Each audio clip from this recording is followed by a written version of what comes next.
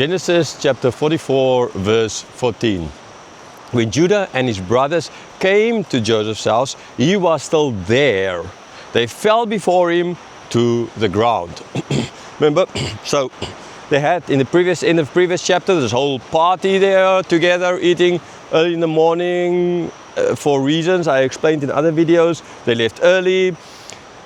Joseph told his servant to put the money and the silver cup, but the silver cup, understand, is only one, and that in Benjamin's stuff. They left. He's back.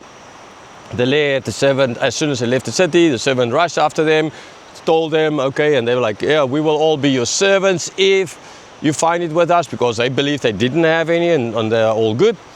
And so they found it, and the one who was back, they found it, he'll die. They found Benjamin's back, and then the servant said, okay, you other guys are free, you can go. Only Benjamin will stay, and he'd not die, but become a slave.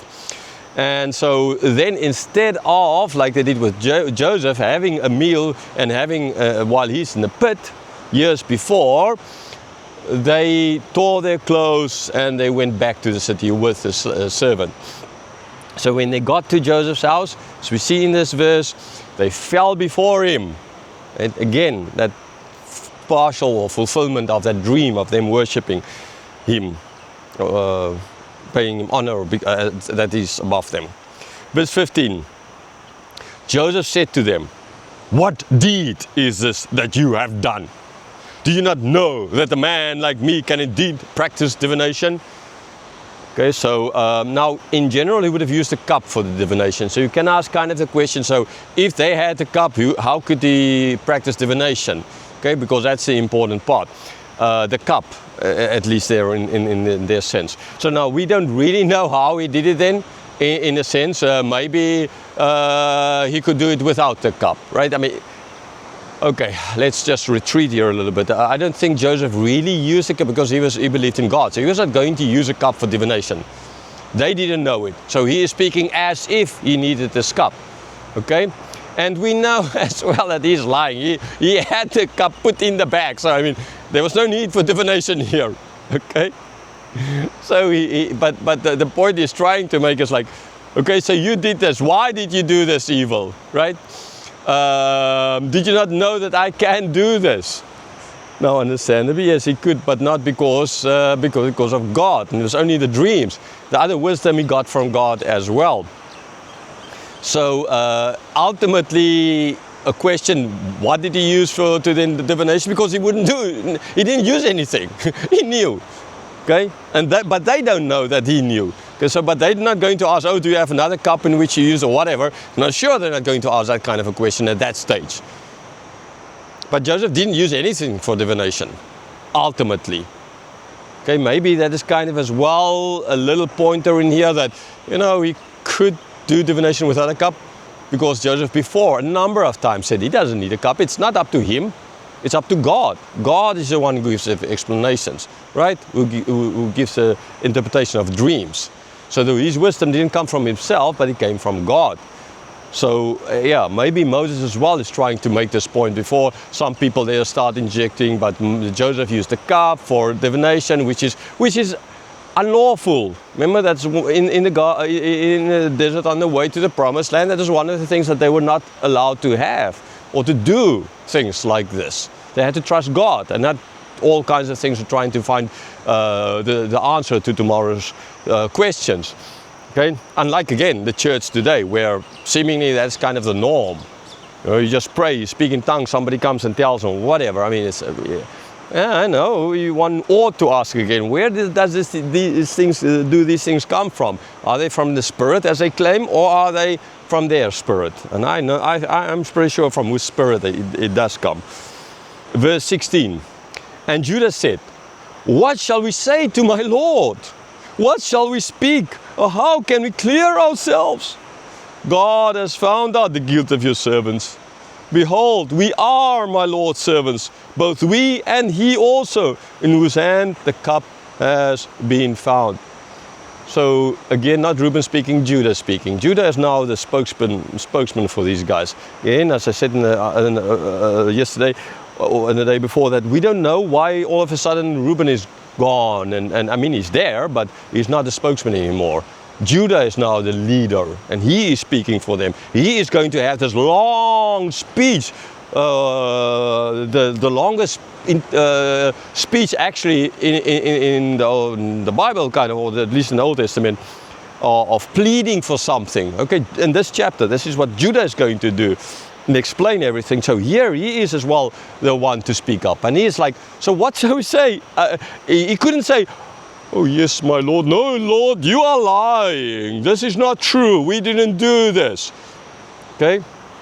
I mean, you can't get away with that kind of idea. He could not get away with that. He knew he could not get away with it, even though he felt that. But maybe there somewhere in the back of his mind, no, maybe, but no, Benjamin took it. But no, I mean, I'm pretty sure he knew as well. Benjamin knew that this is not going to happen, and that they're not that stupid. But he could not say that. Right? He could not. He tried his best to make Joseph not angry at them even more than he already is. Right? Diplomacy at work. So he is just going to try and use, the emotions, the feelings, and he's going to use that to explain whatever. But the very thing is like, okay, so what shall we speak? How can we answer? We can't answer anyway. Right? How can we clear ourselves? What can we do to clear ourselves? The answer is nothing. Right? They can't do anything to do it. Because this is why he said in this verse, and so it's a rhetorical question. He knows the answer is, we can't do anything to clear ourselves. Why? Because God has found us out. Not you, Joseph, not your divination. God.